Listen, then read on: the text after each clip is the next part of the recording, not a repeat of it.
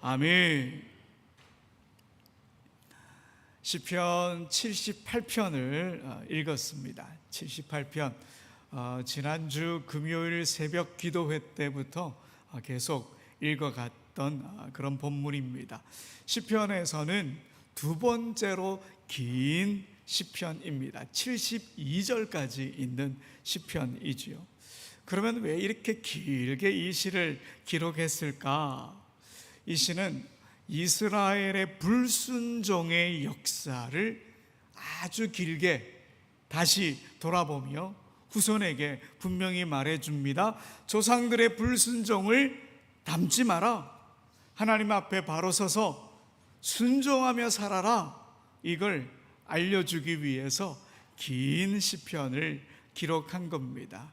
그래서 시편 78편은 교훈적인 역사시다, 이렇게 말할 수 있습니다. 오늘 우리가 읽은 본문에는 범죄한 이스라엘과 인간의 연약함이 어떤 것인지 잘 보여줍니다. 하지만 그보다 더 크신 하나님의 본심도 우리에게 알려주고 있습니다. 32절부터 37절까지의 내용이 어떤 내용이냐면 이스라엘 백성의 끊임없는 불신앙과 거짓된 마음들을 기록하고 있습니다. 하지만 거기서 끝나지 않는 거죠. 오늘 우리가 주목해야 할 것은 인간의 연약함, 인간의 죄성, 인간의 불순종, 이런 것들보다 훨씬 더 깊고 훨씬 더 크신 하나님의 마음, 그걸 우리에게 알려주고 있으니까 우리가 그것에 집중하고 주목하려고 합니다. 여러분 38절 어떻게 고백하고 있는지 38절의 말씀을 한 번 더 읽어봅시다. 오직 하나님은 긍휼하심으로 죄악을 덮어주시어 멸망시키지 아니하시고 그의 진노를 여러 번 돌이키시며 그의 모든 분을 다 쏟아내지 아니하셨으니. 아멘. 여러분, 이 말씀은 위에 있는 37절과 이렇게 연결해 보면 언약을 깨뜨린 이스라엘 백성 앞에서조차 우리 하나님은 홀로 언약을 지키고 있다, 이걸 보여주고 있습니다. 사실 하나님께서 굳이 이 언약을 끝까지 지키실 의무는 없으셨지만 하나님은 그들의 죄악을 덮어주시고 멸하지 않으시며 진노를 돌이켜 주셨습니다. 그것도 한 번뿐이 아니라 여러 번 말이죠. 여러분, 이 구절에서 덮어주시다라고 하는 단어가 나오는데요, 이 단어는 레위기에서 어떻게 번역되느냐, 속죄하다, 이런 의미로 번역이 됩니다. 그러니까 죄를 완전히 지워버리신다, 이런 의미를 갖고 있는 단어지요. 하나님께서 약속을 저버리지 않으시고 끝까지 참으시는 모습이 어떤 거냐, 죄를 완전히 덮어서 없는 것처럼 해주시겠다라고 하는 그 의미가 이 단어에 담겨 있는 거죠. 그리고 이 구절에서 시인은 하나님의 성품을 정확히 설명하고 있는 단어 하나를 사용합니다. 바로 긍휼이라고 하는 단어입니다. 우리 하나님을 긍휼하신 하나님이다, 이렇게 시인이 고백하고 있습니다. 여러분, 긍휼을 히브리 단어로는 라훔이라고 합니다. 인정 많고 자비롭고 불쌍히 여기는 그런 성품을 가리키는 단어입니다. 이 단어는 귀여워하다, 불쌍히 여기다, 동정하다, 이런 뜻을 가진 동사 라함에서 파생되었고요. 이 단어에서 어떤 단어가 나왔느냐, 어머니의 자궁을 뜻하는 레헴이라고 하는 단어가 파생되었습니다. 긍휼이라고 하는 말이 어머니의 자궁과 같은 의미를 갖고 있다, 이 말이죠. 여러분, 자궁은 어머니에게 있어서 생명을 품고 생명을 기르는 자리입니다. 사랑의 감정을 가장 강하게 느끼는 곳이 바로 이곳이지요. 자신이 낳은 아이를 사랑하는 어머니의 마음을 남자들은 제대로 잘 이해하지 못한다, 그렇게 말하죠. 저도 잘 이해가 안 되더군요. 아이가 아프면 엄마는 잠을 못 자는데 아빠는 잠을 잘 잡니다. 제가 그렇게 잠을 잘 잤던 것 같습니다. 어머니는 그렇게 자식의 고통에 특히 민감하고 누구보다 빨리 반응합니다. 하나님의 사랑이 바로 이런 사랑이다라고 하는 거죠. 그러니 하나님의 긍휼하심은 어떤 거냐? 단순한 연민이 아닙니다. 마치 자식을 자기 뱃속에 품고 있는 어머니의 자궁처럼 깊고 근본적인 사랑을 말합니다. 그래서 성경은 종종 하나님의 사랑을 어머니의 마음으로 비유합니다. 여러분 이사야 49장 15절의 말씀을 우리 함께 읽어봅시다. 여인이 어찌 그 젖 먹는 자식을 잊겠으며 자기 태에서 난 아들을 긍휼히 여기지 않겠느냐. 그들은 혹시 잊을지라도 나는 너를 잊지 아니할 것이라. 아멘. 하나님의 사랑을 어머니의 사랑에 비유했지만 혹 어머니의 사랑이 불완전하다고 할지라도 하나님의 사랑은 어떻다고요? 완전하다. 지금 그걸 보여주고 있습니다. 여러분 하나님은 바로 그 마음으로 오늘 우리를 품고 계십니다. 여러분 얼마나 감사합니까? 하나님의 긍휼하심이 날마다 새롭게 그리고 날마다 풍성하게 우리의 삶에 가득하기를 소망합니다. 여러분 이제 39절 한번 보겠습니다. 39절도 함께 읽어보겠습니다. 그들은 육체이며 가고 다시 돌아오지 못하는 바람임을 기억하셨습니다. 아멘. 오늘 이 시편의 시인은 우리 인간이 본래 얼마나 연약한 존재인지를 고백합니다. 여러분 여기서 육체라고 하는 표현은 어떤 의미가 있느냐? 인간의 유한성을 뜻하는 단어입니다. 그러니까 언젠가는 죽을 수밖에 없는 피조물이다, 이런 의미로 사용된 단어입니다. 그리고 또 바람에 비유된 것도 같은 의미입니다. 바람이 그냥 빠르게 지나가듯 인간도 빠르게 지나가고 그냥 사라져버리는 존재다, 이런 의미이지요.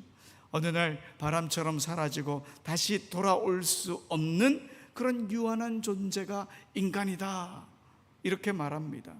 그러니 여러분 우리 인간이 이렇게 연약한 존재이니 언제든지 넘어지고 또 죄짓고 흔들릴 수밖에 없다는 거죠. 하지만 하나님은 이 사실을 모르고 계신 게 아니라 오히려 너무도 잘 아십니다. 그래서 우리의 연약함을 기억하시고 그 유한함을 기억하시며 진노를 끝까지 쏟지 않으시고 오늘도 긍휼로 우리를 덮어주십니다. 그렇다면 여러분 여기서 우리가 질문을 하나 할 수 있겠죠. 하나님께서 어머니 자궁 같은 우리를 사랑하시고 긍휼히 여기시는데 왜 하나님은 우리를 이렇게 연약한 존재로 만드셨을까? 우리를 그토록 사랑하신다면 왜 이렇게 쉽게 흔들리고 막 죄에 넘어질 수밖에 없는 그런 존재로 만드셨을까 하는 질문입니다. 여러분 하나님은 원래 인간을 이렇게 약하고 깨어지기 쉬운 존재로 만들지 않으셨습니다. 인간은 하나님의 형상대로 지음받았다, 성경은 기록하고 있죠. 그래서 원래 우리 인간은 매우 영광스러운 존재였습니다. 그러나 아담의 범죄로 죄가 세상에 들어오면서 인간은 죽음과 연약함을 떠안고 살아갈 수밖에 없는 존재가 되고 말았습니다. 그런데 놀라운 것은 하나님은 그렇게 타락한 인간을 포기하지 않으셨다 하는 겁니다. 죄로 물들고 죽음의 권세에 사로잡힌 인간을 위해 하나님은 끝까지 긍휼을 베푸셨습니다. 진노를 여러 번 돌이키신 것도 부족해서 마침내 독생자 예수 그리스도를 이 땅에 보내주셔서 십자가 위에서 그 진노를 대신 감당하게 하셨습니다. 여러분 십자가는 하나님의 긍휼이 가장 분명하게 드러나는 자리입니다. 그래서 사랑하는 여러분, 우리가 지금 여기에 모여서 기도할 수 있는 것도, 오늘 이 시간에 숨을 쉴 수 있는 것도 전적으로 하나님의 그 긍휼 덕분입니다. 내 의로움 때문이 아닌 거예요. 내가 잘나서가 아니라는 거죠. 오직 하나님의 긍휼하심 때문에, 그 긍휼하심으로 우리를 덮으시기 때문에 지금 우리가 이 땅을 살아내고 있는 겁니다. 혹시 오늘도 자신의 연약함 때문에 낙심하고 계십니까? 넘어지고 또 넘어지는 나 자신 때문에 실망하고 있습니까? 그렇다면 우리 기억합시다. 하나님은 우리의 육체됨을 기억하십니다. 바람 같은 우리 인생을 기억하십니다. 그리고 오늘도 그런 우리를 긍휼로 붙잡고 계십니다. 우리가 믿을 것은 바로 하나님의 긍휼하심입니다. 그러니 두려워하지 말고 주님께 나아가야지요. 내 연약함을 정직히 고백하고 그 긍휼을 의지하며 기도해야 합니다. 그럴 때 하나님은 우리를 품으시고 우리를 일으켜 세워주시는 거지요. A.W. 토저 목사님의 책 God, 하나님이라고 하는 책에 보면 하나님의 속성에 대해 막 설명합니다. 우리 하나님의 속성하면 거룩, 정의, 공의 이렇게 이야기하잖아요. 그런데 책 제일 마지막에 하나님의 속성 중에 하나인 사랑, 제일 마지막에 하나님의 사랑을 이야기합니다.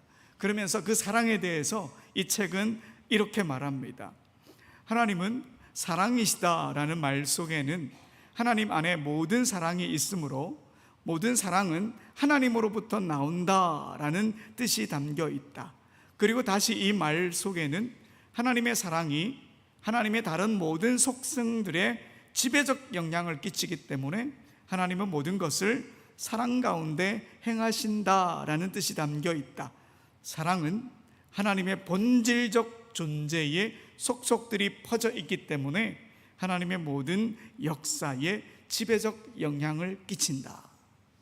여러분, 이 말 무슨 뜻입니까? 하나님의 본질적인 그 속성은 사랑이라고 하는 거예요. 하나님께서 세상에 어떤 일을 이루시든지 그 중심에는 하나님의 사랑이 있고 하나님의 긍휼하심이 있다, 이 말입니다. 그래서 모든 하나님의 역사를 하나님의 긍휼과 하나님의 사랑 안에서 해석하고 이해해야 된다, 이 말인 거죠. 때로는 하나님의 심판조차도 그 안에 숨겨진 긍휼이 있다, 이것을 믿어야 하는 겁니다. 우리에게 버겁고 힘든 고난이 찾아와도 그 안에 하나님의 긍휼과 하나님의 사랑이 흐르고 있다, 이 말입니다. 그 하나님의 긍휼을 놓치지 말아야 합니다. 또한 하나님의 성품인 완전하심, 무한하심, 또 거룩하심, 공의로우심, 이 모든 하나님의 성품도 결국 사랑과 긍휼이라고 하는 뿌리에서 다 나온 거다, 이 말이죠.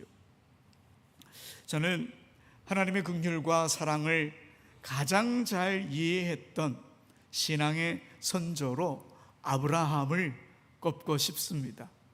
여러분, 창세기 18장을 보면 아브라함이 소돔과 고모라를 멸하기 전에 이 땅에 오신 하나님을 만나죠. 아브라함은 하나님의 심판 속에서도 하나님의 사랑과 하나님의 긍휼이 있다, 이것을 알고 있었습니다. 그래서 어떻게든 그 성을 살려보려고 하나님께 의인의 숫자를 하나씩 줄여달라, 그렇게 간청하고 또 간청했죠. 여러분, 한번 생각해 보십시오. 왜 하나님은 아브라함의 간청을 그렇게 들어주셨을까요? 하나님은 소돔과 고모라가 멸망하는 것 원한 게 아니라는 겁니다. 하나님이 원한 게 뭘까요? 그들이 돌이켜서 다시 하나님께로 돌아오는 것, 그걸 하나님이 원하셨던 겁니다. 아브라함은 하나님의 그 긍휼의 마음을 알았기 때문에 포기하지 않고 자꾸 하나님께 간청을 한 거예요. 저는 창세기 18장 읽을 때마다 이런 생각을 해봅니다. 만약 아브라함이 하나님, 의인 한 명이라도 있으시면 이 소돔과 고모라 멸망시키지 않으실 수 있겠습니까? 만약 이렇게 간청했다면 여러분, 하나님 어떻게 대답하셨을 것 같습니까? 저는 하나님께서 그래, 좋다, 의인 한 사람이라도 있으면 멸망시키지 않을게, 이렇게 말씀하셨을지도 모르겠다, 그런 생각을 해봅니다. 여러분, 이와 비슷한 장면이요, 예레미야 선지자에게 나타났습니다. 주전 6세기경에 남유다가 우상을 섬기고 하나님의 정의에서 멀어지게 되었죠. 그때 하나님의 심판이 임하게 됩니다. 하나님이 작정하셨습니다. 그러나 하나님께서 예레미야에게 이렇게 말씀하셨습니다. 여러분, 예레미야 5장 1절 함께 읽어봅시다. 너희는 예루살렘 거리로 빨리 다니며 그 넓은 거리에서 찾아보고 알라. 너희가 만일 정의를 행하며 진리를 구하는 자를 한 사람이라도 찾으면 내가 이 성읍을 용서하리라. 아멘. 자, 하나님께서 몇 명이 있으면 된다고요? 한 사람 있으면 된다고. 한 사람. 한 사람이라도 있으면 하나님께서 용서하시겠다. 만약 아브라함이 의인 한 명이라도 있으면 멸망치 말아달라 간청했더라면 사랑과 긍휼에 하나님께서 그렇게 하셨을지도 모르겠습니다. 그렇게 우리 하나님은 소돔과 고모라를 향해 심판보다는 구원의 의지를 갖고 계셨던 겁니다. 이걸 누가 잘 알았느냐? 아브라함이 잘 알았던 거예요. 아브라함은 하나님의 긍휼이 어떤 것인지 잘 알았기 때문에 5번이나 거듭거듭 간청을 한 것이죠. 여러분, 우리 하나님은요, 무정하신 분이 아니십니다. 세상을 만들어 놓고 먼 곳에 계시면서 방관하시는 그런 분이 아니십니다. 우리와 함께 하십니다. 함께 아파하십니다. 우리의 눈물 속에 함께 머무시는 그 사랑과 긍휼의 하나님이십니다. 오늘도 하나님의 긍휼이 우리와 함께 하십니다. 그 긍휼하심으로 오늘도 우리를 든든히 살아내게 해주시는 것이죠. 여러분, 오늘은 6.25 한국전쟁이 발발한 지 75주년이 되는 날입니다. 같은 민족, 같은 형제가 서로 총을 겨누었던 그 비극, 다시는 일어나지 말아야 합니다. 그리고 지금 대한민국이 전쟁의 상처와 잿더미 위에서 다시 일어나 세계가 놀랄 만큼 성장할 수 있었던 것, 여러분, 전적으로 하나님의 긍휼 덕분입니다. 우리의 연약함보다 하나님의 긍휼하심이 더 크셨기에 오늘의 대한민국이 이렇게 서 있게 된 것이지요. 그러니 여러분, 오늘 우리가 이 나라를 위해 더 힘껏 기도합시다. 하나님의 뜻이 이 나라 이 민족 위에 온전히 이루어지도록, 하나님의 더 크신 긍휼로 이 나라가 더 굳건히 세워지도록 우리가 그렇게 기도합시다. 사랑하는 여러분, 오늘 시편 78편의 말씀 우리가 한 번 더 생각해 보았습니다. 그러면서 이 시편을 읽으면서 우리가 주님께 이렇게 고백했으면 좋겠습니다. 주님, 저의 연약함을 기억하시고 날마다 긍휼로 덮어주십시오. 이 고백이 우리의 기도가 되고 우리의 힘이 되고 우리의 위로가 되길 간절히 소원합니다. 우리 함께 찬양합시다. 오직 주의 사랑에 매여 고백합시다.